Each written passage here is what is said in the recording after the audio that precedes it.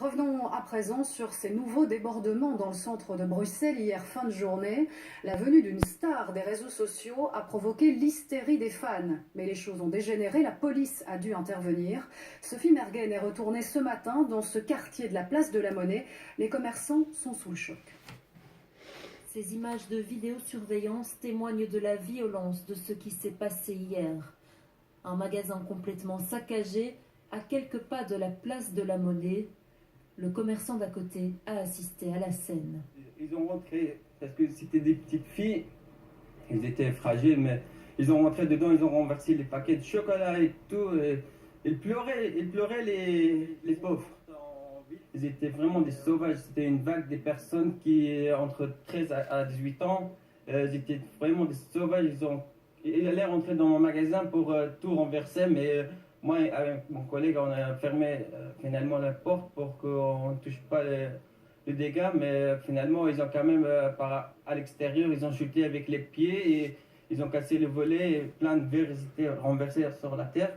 À quelques mètres de là, rue du Marché aux Herbes, un autre magasin restera porte close aujourd'hui.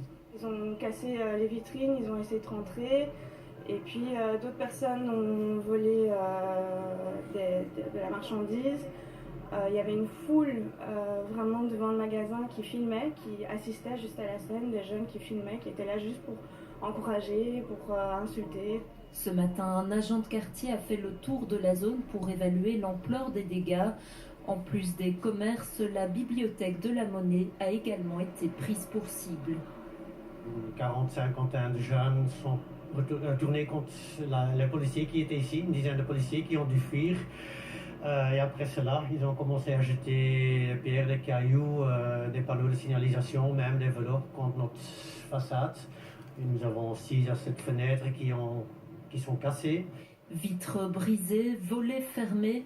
C'est la deuxième fois en une semaine que les magasins du centre-ville sont pris pour cible. Ce midi, le ministre des PME et des Indépendants, Denis Ducarme, est venu apporter son soutien aux commerçants impactés. Et la police a procédé à plusieurs arrestations dans la foulée de ces incidents. Certaines personnes sont d'ailleurs toujours placées en détention judiciaire en ce moment. Je vous propose de faire le point en direct du palais de justice de Bruxelles avec vous, Quentin Warlop. Qu'en est-il de cette star des réseaux sociaux à l'initiative du rassemblement ?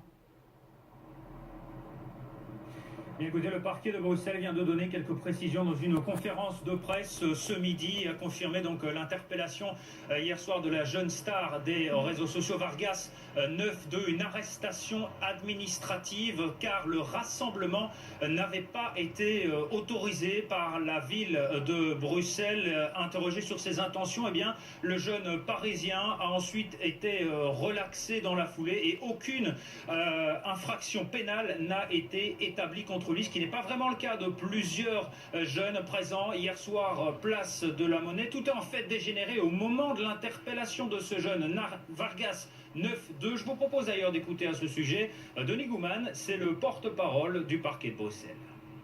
Suite à ce contrôle, d'autres jeunes se sont greffés, ont voulu empêcher cette arrestation administrative et puis des incidents sont à déplorer comme des volets avec violence, des rébellions et des dégradations volontaires.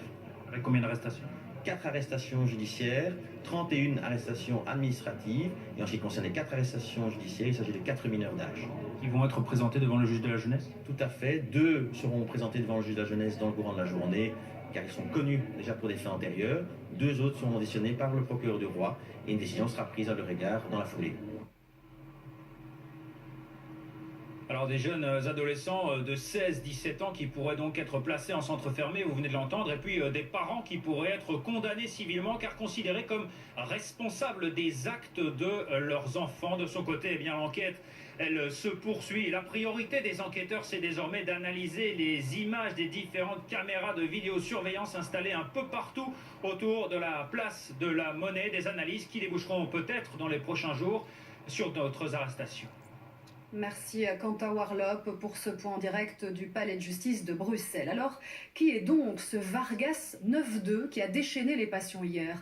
Dans le jargon, on appelle ça un influenceur. Ce Français est très actif sur les réseaux sociaux et les jeunes sont très réceptifs à tout ce qu'il fait et tout ce qu'il dit.